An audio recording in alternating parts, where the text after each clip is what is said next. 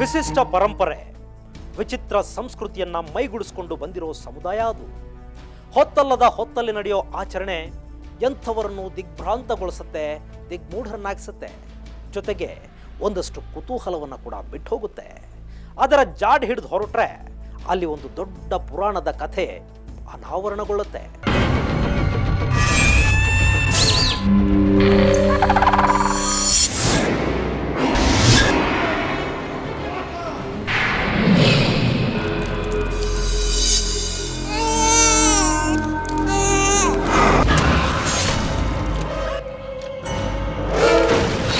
ಈ ಇಬ್ಬರು ವ್ಯಕ್ತಿಗಳು ಯಾರು? ಯಾಕೆ ಸ್ಮಶಾನದಿಂದ ಮೂಳೆಚೂರು ತಂದ್ರು? ಏನಿದು ವಿಚಿತ್ರ? ಎಲ್ಲಿಯೂ ಕಾಣಸಿಗದ ಇದೆಂಥ ವಿಶಿಷ್ಟ ಆಚರಣೆ ಅಂತ ತಡಕಾಡಿದ್ರೆ ಕೊಂಕಣಿ ಖಾರ್ವಿ ಜನಾಂಗ ಕಣ್ಮುಂದೆ ಬಂದಿತ್ತು.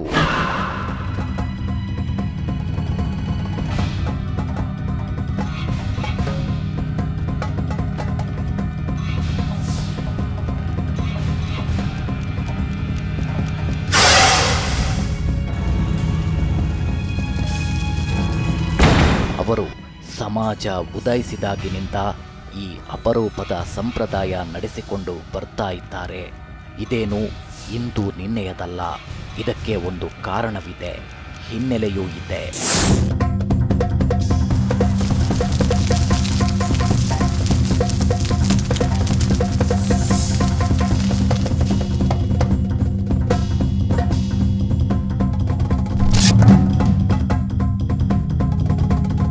ಕಾಮ ಕ್ರೋಧಾದಿ ಅರಿಷಡ್ವರ್ಗಗಳನ್ನು ಅಗ್ನಿಕುಂಡದಲ್ಲಿ ಸುಟ್ಟು ಸದಾಚಾರ ರೂಢಿಸಿಕೊಳ್ಳುವುದು, ಅಸುರಿ ಶಕ್ತಿಗಳ ನಿರ್ನಾಮದ ದ್ಯೋತಕವಾಗಿ ಹೋಳಿಕ ಅಂದರೆ ಉತ್ಸವಾಗ್ನಿ ಹಾಕುವ ಪದ್ಧತಿ ನಮ್ಮ ದೇಶದಲ್ಲಿ ಆಚರಣೆಯಲ್ಲಿದೆ.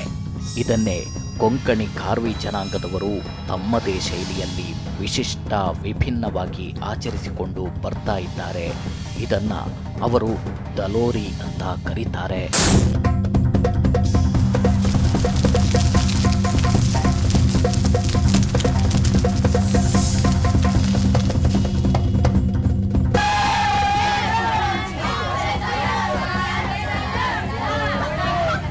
ಮರಾಠಿ ಮೂಲ ಜನಾಂಗಗಳಂತೆ ಹೋಳಿ ಕುಂದಾಪುರ ಕೊಂಕಣಿ ಖಾರ್ವಿಗಳ ದೊಡ್ಡ ಹಬ್ಬ, ಕುಟುಂಬದ ಹಬ್ಬ, ಸಾಮೂಹಿಕ ಉತ್ಸವ.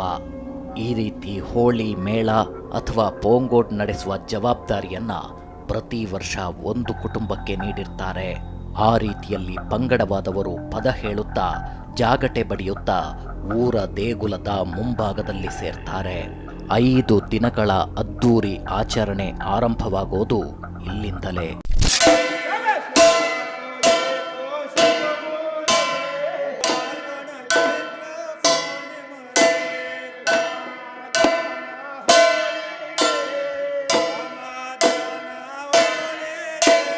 ಇಂದು ನಾವು ಹಾತ್ ಸುಡಿ ಅಂತ ನಮ್ಮ ಭಾಷೆಯಲ್ಲಿ ಅದು ಹೇಳ್ತೇವೆ. ಅದು ಆ್ಯಕ್ಚುಲಿ ಇಂದಿನ ಒಂದು ಕ್ರಮತೆ ಏನಂತ ಹೇಳಿದರೆ, ಪ್ರತಿ ಮನೆಯಿಂದ ಸಮಾಜದಲ್ಲಿ ನಾವು ಅಲ್ಲಲ್ಲಿ ಗುಂಪಾಗಿ ವಾಚಿಸ್ತೇವೆ.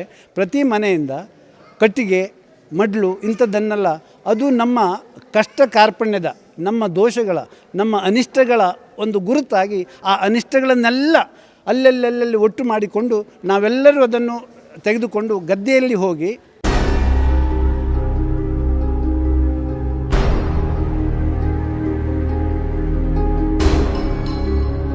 ಇಡೀ ತಂಡ ತಡಕಾಡುತ್ತಾ ನರ್ತಿಸುತ್ತೆ. ಮನೆ ಮನೆಗೆ ಸಾಗಿ ಕೊಟ್ಟಿದ್ದನ್ನು ಸ್ವೀಕರಿಸಿ ಮುಂದೆ ಸಾಕ್ತಾರೆ. ಹೋಳಿ ಹುಣ್ಣಿಮೆಯ ದಿನ ಗುಡಿಯಿಂದ ಮೇಳ ಮೇಳೈಸುತ್ತೆ. ಹೋಳಿ ಸುಡುವ ಗದ್ದೆಯ ಕಡೆ ನಿಧಾನವಾಗಿ ಹೆಜ್ಜೆ ಹಾಕ್ತಾ ಬರ್ತಾರೆ.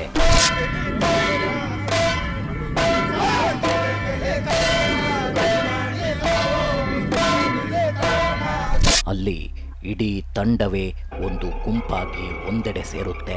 ಅವರಿವರ ಮಧ್ಯೆ ಬರಿಮೈಯಲ್ಲಿ ಇರೋ ವ್ಯಕ್ತಿ ಅತ್ತಿತ್ತ ವಾಲಾಡ್ತಾ ಇದ್ರೆ ಸೇರಿರೋ ಜನರು ಪದ ಹಾಡೋ ಮೂಲಕ ಆತನನ್ನ ಹುರಿದುಂಬಿಸ್ತಾರೆ.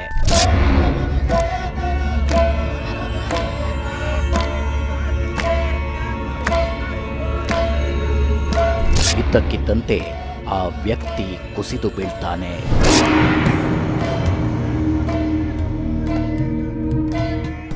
ನೆಲದ ಮೇಲೆ ನರಳಾಡ್ತಾನೆ. ಜನರು ಆತನಿಗೆ ನಮಸ್ಕರಿಸ್ತಾರೆ. ಆತ ಮತ್ಯಾರೂ ಅಲ್ಲ, ಸಾಕ್ಷಾತ್ ಶಿವನೇ ಈತನ ಮೇಲೆ ಆವಾಹನೆಯಾಗಿದ್ದನಂತೆ. ಇದು ಇಲ್ಲಿನ ಜನರ ನಂಬಿಕೆ.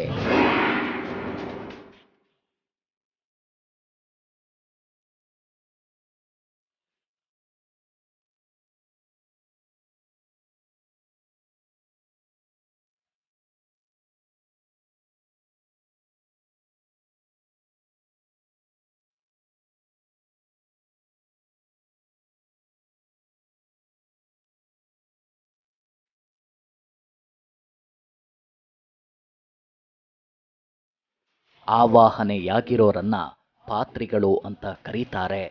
ಇವರೇ ಸ್ಮಶಾನಕ್ಕೆ ಹೋಗಿ ಕಾಲು ಮತ್ತು ಕೈಗಳ ಮೂಳೆ ತರಬೇಕು. ಆಮೇಲೆ ಹೋಳಿ ಹವನ ನಡೆಯೋದು. ಗದ್ದೆ ಬಯಲು ಯಾವುದನ್ನು ಲೆಕ್ಕಿಸದೆ ಸ್ಮಶಾನದತ್ತ ಧಾವಿಸಿದ ಅವರು ಅಲ್ಲಿನ ಮೂಳೆ ಶೋಧಿಸಿ ತೆಗೆದುಕೊಂಡು ಹೋಳಿ ಸುಡುವ ಗದ್ದೆಗೆ ಬರ್ತಾರೆ. ಕುತೂಹಲದ ಸಂಗತಿ ಅಂದರೆ ಆಕರ್ಷಣೆಗೊಳಪಟ್ಟ ವ್ಯಕ್ತಿಗಳಿಬ್ಬರು ಸ್ಮಶಾನಕ್ಕೆ ಹೋಗಿ ಬರುವ ತನಕ ಗುಮಟೆನಾದ ನಿಲ್ಲಿಸುವಂತಿಲ್ಲ. ಒಂದೊಮ್ಮೆ ಗುಮಟೆ ಸದ್ದು ನಿಂತರೆ ಆಕರ್ಷಣೆ ಸ್ಥಗಿತಗೊಳ್ಳುತ್ತೆ. ನೆರೆದಿರೋ ಜನರಿಗೆ ಎಲುಬಿನ ಚೂರು ತೋರಿಸಿದ ಮೇಲೇನೆ ಹೋಳಿ ಹವನ. ಇದೆಂಥ ಆಚರಣೆ, ಎಲ್ಲಿಯೂ ಇಲ್ಲದ್ದು ಇಲ್ಲಿ ಹೇಗೆ ಶುರುವಾಯಿತು ಅಂತ ನೋಡಿದ್ರೆ ಅದಕ್ಕೊಂದು ಪುರಾಣ ಕಥೆಯೇ ಹುಟ್ಟಿಕೊಳ್ಳುತ್ತೆ. ಓಂ ಬ್ರಹ್ಮಣೇ ನಮಃ. ಓಂ ಬ್ರಹ್ಮಣೇ ನಮಃ.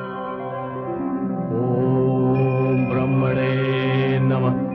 ಓಂ ಬ್ರಹ್ಮಣೇ ನಮಃ. ಅದು ತಾರಕಾಸುರನೆಂಬ ರಾಕ್ಷಸನ ಕಥೆ. ಆತ ತಪಸ್ಸು ಮಾಡಿ ಬ್ರಹ್ಮನನ್ನ ಒಲಿಸಿಕೊಂಡು ಶಿವನಿಗೆ ಜನಿಸಿದ ಮಗನಿಂದ ನನಗೆ ಸಾವು ಬರುವಂತೆ ಮಾಡು ಎಂದು ವರ ಪಡೆದ.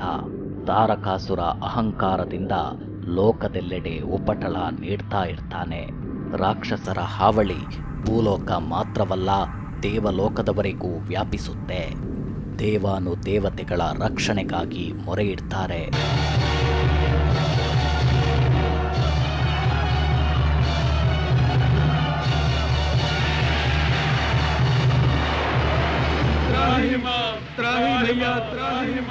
ಆಗ ಲೋಕ ಕಲ್ಯಾಣಕ್ಕಾಗಿ ಶಿವನನ್ನ ತಪಸ್ಸಿನಿಂದ ಎಬ್ಬಿಸುವಂತೆ ರತಿ ಮನ್ಮಥರನ್ನ ಕೇಳಿಕೊಳ್ತಾರೆ. ನೃತ್ಯ ಪ್ರದರ್ಶಿಸಿದ ರತಿ ಮನ್ಮಥರು ಶಿವನ ತಪಸ್ಸು ಭಂಗಗೊಳಿಸ್ತಾರೆ. ಹೇ ಮಹಾದೇವ ಜಾಗೋ ಹೇ ದೇವ, ಹೇ ಮಹಾದೇವ ಜಾಗೋ ಹೇ ದೇವ, ಕಾಮದೇವ ಶಿವಶಂಕರ. ಕೋಪಗೊಂಡ ಶಿವ ಮೂರನೇ ಕಣ್ಣು ತೆರೆದು ಮನ್ಮಥನನ್ನು ಭಸ್ಮ ಮಾಡ್ತಾನೆ.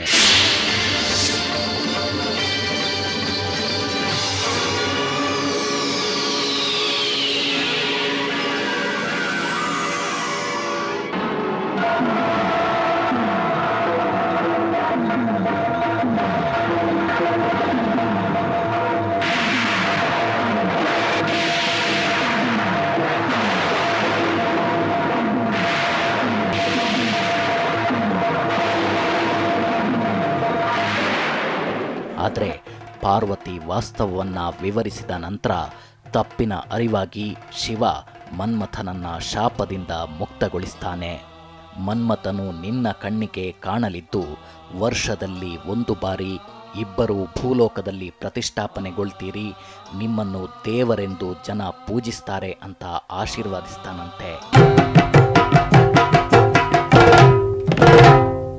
ಶಿವನ ಮೂರನೇ ಕಣ್ಣಿನಿಂದ ಸುಟ್ಟು ಬೂದಿಯಾದ ಮನ್ಮಥ ಮುಂದೆ ಚಿರಂಜೀವಿಯಾಗಿ ಬಾಳಿ ಬದುಕಿದ್ದವರ ಸಂಕೇತವಾಗಿ ಕಾರ್ವಿ ಜನಾಂಗದವರು ಸ್ಮಶಾನದಿಂದ ಮೂಳೆಚೂರು ತಂದು ಹೋಳಿ ಆಚರಿಸ್ತಾ ಇದ್ದಾರೆ. ಅದು ಇಂದಿಗೂ ನಡೆದುಕೊಂಡು ಬಂದಿದೆ. ಹೋಳಿ ಹವನಕ್ಕಾಗಿ ಪ್ರತಿ ಮನೆಯಿಂದಲೂ ಕಟ್ಟಿಗೆ ಮಡ್ಲು ತರಲಾಗುತ್ತೆ.